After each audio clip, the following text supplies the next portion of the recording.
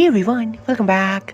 हाजिर हूँ आपके लिए लेकर एक ऐसी कहानी जो शुरुआत से लेकर अंत तक हमें अपनी मिस्ट्री से उलझा कर रखती है। स्टार्टिंग में हम देखते हैं कि जब गैंगजी सोकर उठता है तो वो सैंगजी को नहीं देखता, तो वो नीचे जाता है तो मुनियोंग और सैंगजी बैठकर ब्रेकफास्ट कर रहे होते हैं। वो कहता है कि तुम लोगों ने मुझे उठाया क्यों नहीं। तब मुनियोंग कहती है कि मैंने तुम्हें उठाने के लिए थप्पड़ भी मारा था पर तुम नहीं जागे तो हमने तुम्हें सोते हुए ही छोड़ दिया। गैंगजी उन दोनों से कहता है कि वैसे आज मेरी छुट्टी है तो क्या हम कहीं घूमने चले। लेकिन वो दोनों अपनी बुक की स्टोरी को लेकर एक दूसरे से झगड़ रहे होते हैं और गैंगजी की बातों पे ध्यान नहीं देते, तो गैंगजी अपने रूम में चला जाता है। फिर वो जेसू को फोन करता है और उससे कहता है कि आज मेरी छुट्टी है तो हम मिल रहे हैं। देख, ऐसा करते हैं कि हम दोनों तेरी बाइक पे कहीं घूमने चलते हैं। तब जेसू कहता है कि अच्छा, सैंगजी और मुनियोंग ने मना कर दिया क्या जो आज तुझे मेरी याद आ गई। गैंगजी, तुझे एक बात बताओ, तू एक बहुत ही चालाक लोमड़ी है। जब तुझे मेरी जरूरत होती है तो मुझसे बहुत ही प्यार से बात करता है और अपनी भीगी आंखों से देखकर मुझे टेंशन में डाल देता है, लेकिन जैसे ही तेरी जरूरत पूरी हो जाती है तो मुझे मुड़कर देखता तक नहीं। बहुत ही मतलबी इंसान है। फिर गैंगजी कहता है कि मतलब कि तू मुझे ना कर रहा है। तब जेसू पूछता है कि तुझे ज्यादा कौन पसंद है, सैंगजी, मुनियोंग या मैं। फिर गैंगजी कहता है कि मुझे तू ज्यादा पसंद है। तब जेसू कहता है कि चल ठीक है, आजा मेरे रेस्टोरेंट में। ली नामजोरी के मॉम के लिए दवाई लेकर आया होता है क्योंकि वो दिन भर खड़े होकर खाना बनाती रहती है, इसीलिए उनके घुटने दर्द करने लगते हैं। वो कहती है कि रहने दो बेटा, ये अपने मॉम डैड को दे देना। फिर ली कहता है कि ये आप रखिए, मैंने उनके लिए अलग से खरीदा है। तब नामजोरी की मॉम पूछती है कि क्या तुम अपने मॉम डैड से मिलने जा रहे हो। फिर ली कहता है कि हाँ, जरा घर पे कुछ प्रॉब्लम है। जब भी मेरा कोई कजन शादी करता है ना तो मेरे पापा को बहुत ज्यादा टेंशन हो जाती है और टेंशन में वो बौखला जाते हैं और कोई न कोई बहाना करके मुझे वहाँ पर बुला ही लेते हैं। और हाँ, उनका बेटा होने के नाते मैं भी कुछ लड़कियों से मिल लेता हूँ। तब नामजोरी कहती है तो तुम लड़की देखने जा रहे हो। फिर ली कहता है कि हाँ, मैं हर महीने जाता हूँ, इसीलिए हर महीने की बात है। तो ठीक है, मैं चलता हूँ, मैं तुम्हें कॉल करूंगा। इतना कहकर वो वहाँ से चला जाता है। गैंगजी जेसू के रेस्टोरेंट में बैठा होता है और वहाँ पर बहुत सारी लड़कियाँ आई होती है जो कि गैंगजी को ही देखे जा रही होती है। तो जेसू गैंगजी और उन लड़कियों का फोटो खींचकर मुनियोंग के पास भेज देता है, जो देखकर मुनियोंग काफी ज्यादा ही जेलस हो जाती है और वो गुस्से में गैंगजी के पास आने लगती है। तब तक जेसू गैंगजी के पास पिज्जा लेकर जाता है ताकि वो खा सके और उससे बातें करने लगता है। थोड़ी देर बाद मुनियोंग वहाँ पर पहुँच जाती है और गैंगजी के साथ बैठ जाती है और चाकू से शोर मचाकर सभी लड़कियों को धमकाने लगती है कि इधर मत देखो। गैंगजी कहता है कि तुम्हें कैसे पता चला कि मैं यहाँ हूँ, तुम तो सैंगजी के साथ मीटिंग में थी ना। तब मुनियोंग कहती है कि जरूरी वो नहीं है, जरूरी ये है कि तुम्हारे पीछे बहुत सारी चींटियां है, तो जल्दी से पिज्जा खाओ ताकि हम इन चींटियों से दूर जा सके। फिर गैंगजी पिज्जा खाने लगता है। सैंगजी हॉस्पिटल फिर से आता है तो ये देखकर डायरेक्टर काफी ज्यादा खुश हो जाता है क्योंकि उसे लगा था कि शायद सैंगजी कभी भी हॉस्पिटल न आए। तभी डायरेक्टर के पास मिस पाक आती है तो वो उससे कहता है कि तुमने पाको करैन का बेड अभी से खाली क्यों करवाया। तब मिस पाक कहती है क्योंकि वो वापस नहीं आएंगी, मतलब कि भागे हुए पेशेंट अपनी मर्जी से कभी भी वापस नहीं आते और वेटिंग लिस्ट में कई सारे पेशेंट थे। लेकिन सर, आपको क्या लगता है कि मिस्टर कोदेवान ने उस दिन पाको करैन पे हमला क्यों किया था। फिर डायरेक्टर कहता है कि मेरे ख्याल से उन्हें जरूर वहम हुआ होगा, उन्होंने पाको करैन को अपनी बीबी समझ लिया होगा। वो अपनी बीबी से बहुत ज्यादा ही नफरत करते थे और काफी ज्यादा ही डरते भी थे। तब मिस पाक पूछती है कि आखिर क्यों। फिर डायरेक्टर कहता है क्योंकि उसने किसी को मारा था। वो दोनों बातें कर ही रहे होते हैं कि तभी वहाँ पर सैंगजी आ जाता है तो मिस पाक उन दोनों को अकेले छोड़ देती है ताकि वो दोनों एक दूसरे से बातें कर सके और वो वहाँ से चली जाती है। गैंगजी और मुनियोंग एक रेस्टोरेंट में कॉफी पीने के लिए आए होते हैं जहाँ पर कुछ बच्चे खेल रहे होते हैं और काफी ज्यादा शोर मचा रहे होते हैं, जो कि मुनियोंग को अच्छा नहीं लगता। वो कहती है कि मुझे बच्चे और जानवर बिल्कुल पसंद नहीं क्योंकि वो सब बेवकूफ होते हैं, हमेशा रोते रहते हैं और उन्हें प्यार चाहिए होता है। फिर गैंगजी कहता है इसीलिए वो मुझे पसंद है, वो मासूम है तभी उनका ख्याल रखने का मन करता है। वो रोते हुए बहुत ज्यादा ही प्यारे लगते हैं और जब वो प्यार मांगते हैं तो उनपे बहुत ज्यादा ही प्यार आता है, तुम्हारी तरह। तभी मुनियोंग कहती है कि मैं तुम्हारे बच्चे पैदा नहीं करूंगी। ये सुनकर गैंगजी काफी शॉक्ड रह जाता है। मुनियोंग कहती है कि मुझसे नहीं होगा ये सब, तुम उसके साथ रहोगे तो मुझे जलन होगी। फिर गैंगजी उसके सर पे मारता है और उससे कहता है कि माँ बनना सबकी बस की बात नहीं। डायरेक्टर और सैंगजी एक साथ बैठे होते हैं जहाँ पर डायरेक्टर कहता है कि तुम अभी भी नाराज हो कि उस पेंटिंग के लिए मैंने पैसे नहीं दिए। तब सैंगजी कहता है कि वादे को तोड़ना नहीं चाहिए, अपना वादा निभाना चाहिए, अच्छे लोग हमेशा ऐसे ही करते हैं। फिर डायरेक्टर कहता है कि मैं बस ये चाहता हूँ कि तुम तितलियों से अब भागना बंद कर दो क्योंकि तुम उनसे दूर भागते रहते हो, जिससे गैंगजी को काफी ज्यादा तकलीफ होती रहती है। तब सैंगजी कहता है लेकिन मुझे तितलियाँ पसंद नहीं, मुझे उनसे डर लगता है। फिर डायरेक्टर कहता है कि मैं तुम्हें एक कमाल की बात बताऊं, प्राचीन ग्रीक भाषा में तितली को साइकी कहते थे। तुम्हें पता है कि इसका मतलब क्या है? इसका मतलब है इलाज। सारी तितलियां डरावनी नहीं होती, कई तितलियां अच्छी होती है और इलाज कर सकती है। तो सभी तितलियों से डरने के बजाय क्यों ना हम मिलकर तुम्हारे डर को जीतने की कोशिश करें। अगर हम कोशिश करेंगे तो हो सकता है कि एक दिन तुम्हारी पेंटिंग में भी बहुत सारी तितलियां होंगी। ये सुनकर सैंजी काफी ज्यादा सोचने लगता है कि मुझे क्या करना चाहिए। गैंजी और मुनियोंग मार्केट आए होते हैं घर का कुछ सामान लेने के लिए। वो दोनों सामान ले ही रहे होते हैं और एक दूसरे से बातें कर रहे होते हैं। मुनियोंग कहती है कि पता है, मैं सोच रही थी कि तुम्हारे जैसा बेटा होगा तो अच्छा रहेगा, तब मुझे जलन नहीं होगी, तो चलो हम बेटा पैदा करते हैं। ये सुनकर गैंजी काफी ज्यादा हैरान रह जाता है और वो कहता है कि देखो तुम ख्याली पुलाव पकाना बंद करो। तब मुनियोंग चिल्लाकर कहने लगती है कि क्या हुआ, आखिर तुम्हारी प्रॉब्लम क्या है? मुझे बच्चा पैदा करना है, करते ना बच्चा पैदा, मुझे बच्चा चाहिए, कहा ना मुझे बच्चा चाहिए। तब गैंजी उसे चुप कराने लगता है। नामजुरी अपना काम कर रही होती है और बार बार अपना फोन चेक कर रही होती है, क्योंकि ली ने उससे कहा था कि वो उसे फोन करेगा। लेकिन फोन का वेट करते करते रात हो जाती है पर ली का फोन नहीं आता, जिससे मुनियोंग सोचने लगती है कि कहीं उसे कोई लड़की पसंद तो नहीं आ गई, इसीलिए वो बहुत ज्यादा ही परेशान हो जाती है। तभी उसके पास सिंजे आती है और झूठ मूठ का ली से फोन पे बात करने लगती है, जिससे नामजुरी को और ज्यादा बुरा लगने लगता है कि ली ने सिंजे को फोन किया पर मुझे नहीं। नामजुरी सिंजे से पूछती है कि ली का फोन था ना, तो बताओ उसने कुछ कहा क्या, कोई खास बात? तब सिंजे कहती है कि मिस्टर ली जिस लड़की से मिलने गए थे वो किसी हीरोइन जैसी दिखती है, उसे ऐसी ही कोई चाहिए थी, उसे बहुत ही जल्द प्यार हो जाता है, देखा जाए तो सच में उसकी किस्मत खुल गई। ये सारी बातें सुनकर नामजुरी को बहुत ज्यादा ही बुरा लगता है। गैंजी और मुनियोंग मार्केट से सामान खरीदकर घर वापस आ गए होते हैं और सैंजी भी हॉस्पिटल से घर आ चुका होता है। सैंजी एक ही चीज बार बार बोल रहा होता है कि तितलियां यानी साइकी, उनका मतलब होता है इलाज, इलाज वाली तितलियां अच्छी होती है, सभी तितलियां बुरी नहीं होती। फिर गैंजी कहता है कि क्या ये डायरेक्टर सर ने बताया? तब सैंजी कहता है कि हाँ, तितलियों से भागो मत, उसका सामना करो ताकि गैंजी किसी मुश्किल में न पड़े। गैंजी पूछता है कि क्या तुम्हें लगता है कि तुम ऐसा कर पाओगे?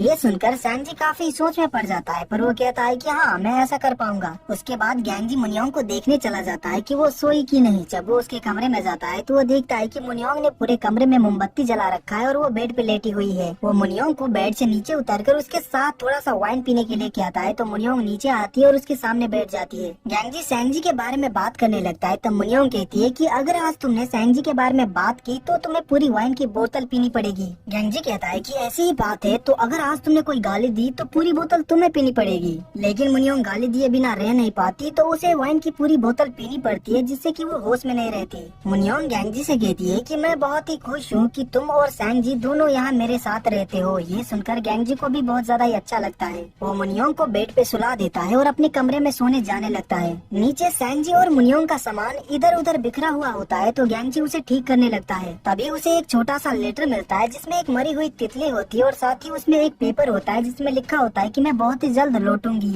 ये लेटर वहाँ पर पाको क्रान ने रखा होता है। उस लेटर को पढ़कर गैंजी बहुत ज्यादा ही परेशान हो जाता है कि आखिर इसका मतलब क्या है, वो वापस फिर क्यों आएंगी। फिर जब सुबह होती है तो गैंजी काफी सोच में डूबा होता है। तभी वहाँ पर सैंजी आता है, तो गैंजी उससे पूछता है कि आज तुम्हारी काउंसलिंग है ना, तो तुम जा रहे हो कि नहीं? तब सैंजी कहता है कि हाँ मैं जाऊंगा, तितलियां यानी कि साइकी और उनका मतलब इलाज, पर अभी मैं उनसे डरता हूँ और अगर वो तितली वापस आ गई तो हमें ये जगह भी छोड़नी पड़ेगी। फिर गैंजी कहता है कि सैंजी अब हम डर कर नहीं भागेंगे, तुम्हें पता है ना कि मुझे लड़ना आता है, तो आज के बाद जब तुम्हें डर लगे तो मेरे पीछे छिप जाना। तब सैंजी कहता है लेकिन मैं बड़ा भाई हूँ, अगर मैं अपने छोटे भाई के पीछे छुपूंगा तो लोग मुझे डरपोक कहेंगे। फिर गैंजी कहता है कोई बात नहीं सैंजी, मैं भी तो सारी जिंदगी तुम्हारे पीछे ही छुपा हूँ। नामजुरी अपना काम कर रही होती है तो उसे फोन कॉल की आवाज सुनाई देती है, तो वो जाकर अपना फोन चेक करती है तो उसका फोन नहीं बल्कि उसके साथ जो नर्स काम कर रही होती है उसके बॉयफ्रेंड ने उसको फोन किया होता है, जिससे कि वो काफी ज्यादा ही अपसेट हो जाती है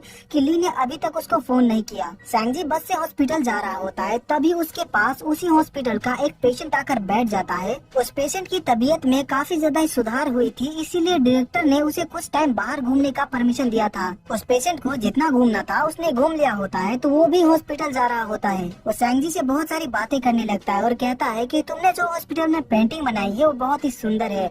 फिर सैंजी कहता है कि हाँ वो बहुत ही सुंदर है, पर डायरेक्टर मुझे इसके पैसे नहीं दे रहा क्योंकि मैंने उसमें तितलियां नहीं बनाई, वो वादे के बिल्कुल भी पक्के नहीं है। तब वो पेशेंट कहता है तो तुम तितलियां बना क्यों नहीं देते? तब सैंजी कहता है क्योंकि मुझे तितलियों से बहुत ही डर लगता है। फिर वो पेशेंट कहता है क्यों, तितलियों से जुड़ी तुम्हारी कोई बुरी याद है क्या? देखो बीते कल के पिंजरे में मत फंसो, नहीं तो मेरे जैसे बन जाओगे। जरा मुझे देखो, मैं दुनिया में वापस नहीं जा सकता, मैं हमेशा ही हॉस्पिटल में अटका रहूंगा। तब सैंजी कहता है कि क्या बीता कल पिंजरा होता है तो मैं दरवाजा खोलकर निकल जाऊंगा। फिर वो पेशेंट कहता है कि नहीं निकल पाओगे, तुम्हें वो दरवाजा दिखेगा ही नहीं। एक बार अगर उसमें फंस गए तो निकल नहीं पाओगे, मेरे जैसा मत बनना। तभी वो बस एक जगह पर जाकर रुकती है जहाँ पर ड्रिलिंग मशीन से खुदाई हो रही होती है, जिसकी आवाज से उस पेशेंट की तबीयत बहुत ज्यादा ही खराब होने लगती है, उसे दौरे पड़ने लगते हैं। तो सैंजी अपना शर्ट निकालता है और उसको ढक देता है और उसे शांत करता है और साथ ही उसे हॉस्पिटल भी लाता है। ये जानकर कि सैंजी ने उस पेशेंट की जान बचाई, डायरेक्टर और गैंजी काफी ज्यादा ही खुश होते हैं। सैंजी डायरेक्टर और गैंजी को वो बातें बताता है जो कि उस पेशेंट ने उससे कहा था। वो कहता है कि उन्होंने कहा कि मुझे उनके जैसा नहीं बनना चाहिए और अगर मैं बीते कल के पिंजरे में फंस गया तो बाहर नहीं निकल पाऊंगा क्योंकि मुझे दरवाजा दिखेगा ही नहीं। तो ये बातें मत भूलो, इन्हें याद रखो और इन पे जीत हासिल करो। अगर इन पे जीत हासिल नहीं की तो मैं एक बच्चा ही रह जाऊंगा जिसकी आत्मा कभी भी बड़ी नहीं होगी। मैं एक बच्चा नहीं हूँ, मैं एक बड़ा आदमी हूँ, इसलिए मैं नहीं भागूंगा। डरपोक भागते हैं। तब डायरेक्टर कहता है कि सैंजी तुम तो बहुत ही बहादुर हो, तो थोड़ी बहादुरी हमें भी दिखाओ, बताओ उस दिन तुमने क्या देखा था। फिर सैंजी डायरेक्टर और गैंजी को बताने लगता है कि उस दिन क्या हुआ था जब उसकी माँ का खून हुआ था। यहाँ पर हमें थोड़ी सी फ्लैशबैक दिखाई जाती है। हम देखते हैं कि सैंजी और इसकी माँ जब रात को घर जा रहे होते हैं तभी सैंजी को एक बिल्ली दिखती है, तो वो बिल्ली को पकड़ने चला जाता है और जब वो बिल्ली पकड़कर वापस आता है तो वो देखता है कि एक औरत ने उसकी माँ को पकड़ रखा है और उस औरत ने अपने हाथ में एक पेन पकड़ा होता है और वो उस पेन से उसकी माँ को मार देती है। फिर वो सैंजी के पास आती है और उससे कहती है कि तुमने जो यहाँ पर देखा वो किसी को मत बताना, अगर तुमने बताया तो मैं तुम्हें मार डालूंगी और अगर तुम कहीं भाग गए तो मैं तुम्हें कहीं से भी ढूंढ निकालूंगी और तुम्हें मार दूंगी। सैंजी बहुत ज्यादा ही डर गया होता है तो वो वहाँ से भाग जाता है और यहीं पर फ्लैशबैक खत्म हो जाती है। सैंजी कहता है कि उस औरत के जैकेट पर एक तितली थी, उसके जैकेट पे एक तितली बैठी थी। फिर डायरेक्टर पूछता है कि वो तितली क्या तुम्हें याद है, कैसी दिखती थी। तब सैंजी कहता है कि हाँ वो मुझे याद है, असल में वो तितली एक माँ थी और उसके पीठ पर एक बच्ची तितली बैठी थी, मुझे वो बिल्कुल अच्छी तरीके से याद है। ये सुनकर गैंजी को एक बात याद आती है कि जब वो मिस्टर कोदेवान का रूम साफ कर रहा था तो उसे मुनियोंग की एक फैमिली फोटोज मिली थी जिसमें मुनियोंग की माँ के जैकेट पे हूबहू वैसी ही तितली थी जो कि सैंजी ने बताया।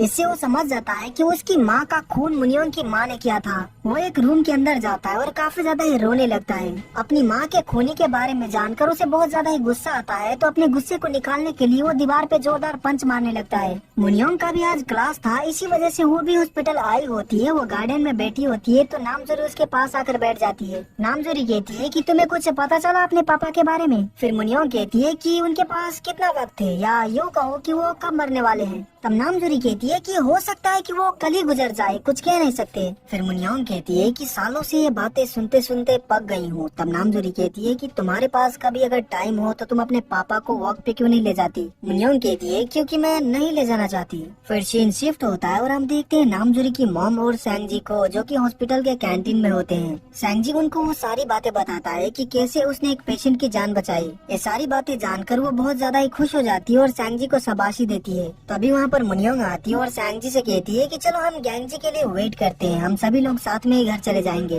तो चलो तब तक हम बाहर कुछ खाते हैं। तब सैंजी कहता है कि नहीं, मुझे घर पे खाना है, बाहर खाने नहीं जाना, मुझे भविष्य के लिए पैसे बचाने हैं। ये सुनकर नामजोरी की मॉम कहती है कि देखकर लगता है कि तुम तीनों एक हंसती खेलती फैमिली हो, तुमसे मुझे जलन हो रही है सैंजी। तब सैंजी कहता है कि सच कहूँ तो हम एक फैमिली नहीं है, मेरा और गैंजी का सरनेम एक है पर मुनियोंग का सरनेम हमसे अलग है और ना ही मुनियोंग हमारी दूर की रिश्तेदार है, तो इसीलिए हम एक फैमिली नहीं है पर फैमिली जैसे हैं। फिर मुनियोंग कहती है कि जरूरी नहीं है कि खून के रिश्ते ही फैमिली हो, एक फैमिली वो होती है जो कि एक फैमिली फोटो साथ में खिंचवाए। ये सरनेम वगैरह बेकार की बातें हैं, फोटो सबूत होती है फैमिली का। ये सुनकर नामजोरी की मॉम हंसने लगती है और कहती है कि तुम तीनों बिल्कुल ही एक जैसे हो। मुनियोंग सैंजी से कहती है कि नहीं, हम एक जैसे नहीं है, मैं तुमसे ज्यादा सुंदर हूँ। फिर सैंजी कहता है कि तुम पहले सुंदर दिखती थी पर बाल काटने के बाद तुम गंदी दिखती हो। ये कहकर वो वहाँ से चला जाता है। दीवार पे अपना हाथ मारने की वजह से गैंजी के हाथ में चोट लगी होती है, तो वो अपने हाथ पे पट्टी लगा रहा होता है। तभी वहाँ पर मुनियोंग आ जाती है और गैंजी के हाथ पे चोट देखकर काफी ज्यादा ही गुस्सा हो जाती है और कहती है कि किसने किया ये, मैं उसे छोड़ूंगी नहीं। फिर गैंजी कहता है कि बस छोटी सी चोट है, काम करते वक्त लग गया। मुनियोंग गैंजी से बहुत सारी बातें कर रही होती है